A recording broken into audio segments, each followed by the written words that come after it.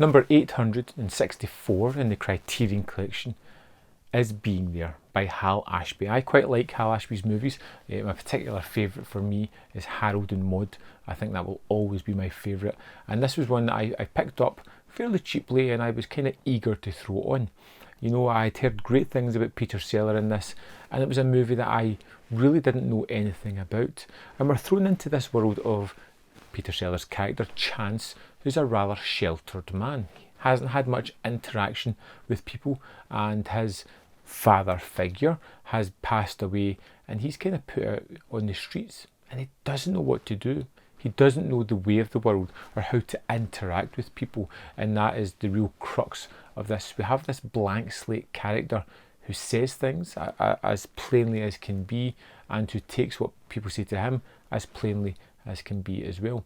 And when he gets involved in an accident with Shirley MacLaine's character, she takes him back to her house because she has a doctor on staff to look after him, and he just kind of instigates himself into this family without even meaning to do so. He just needs a home. These people have gave it to him, and he just is happy being where he is. And it turns out that Shirley MacLaine's father in this is someone who's quite high up in politics, who has a great deal of influence and wealth, and he takes Chance almost at face value as somebody who is far greater than the man actually is, who puts a lot of weight and credence into what he says.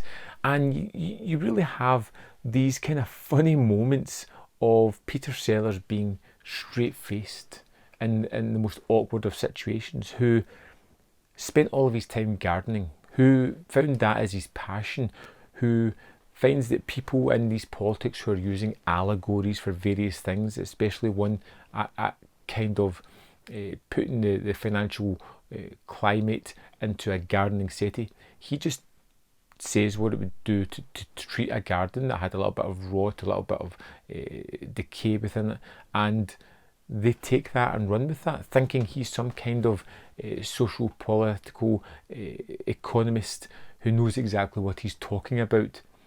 And it's just the way the world reacts to this character, because he's so unscathed and untouched. It's really funny, but it's really endearing, because he's a simple man.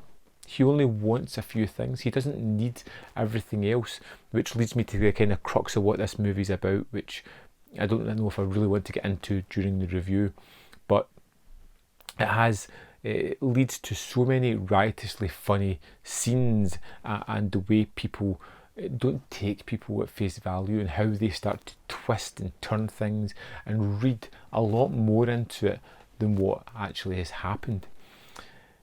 The movie's 2 hours in length, but it really zips by, and you get to see this character of Chance who just is.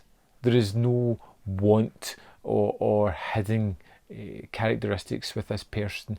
He just is what he is, and it's what everybody else puts onto him.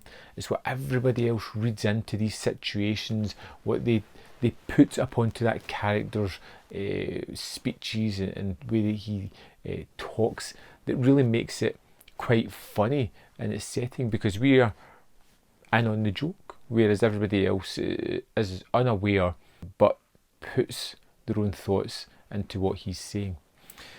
There is some fantastic set pieces in this as well. I particularly like when he meets Jack Warden as the president, and the consequent media deluge that happens after this, as he ends up in talk shows, as everybody just falls in love with Chance, because he is a character who you do like, a character who speaks plainly, has no airs or graces or wants above him, and this movie deeply touches that satirical edge of politics, of fame, of relationships, and kind of strips it all back, kind of poking fun at various aspects of that throughout it, which I think is great. And the ending for me was the most perfect ending. I found it was a real culmination, and I think I'm going to talk about that in another video, just what I felt the movie was about, because I think there's a really strong understanding there, and it was something that kind of spoke to me a lot.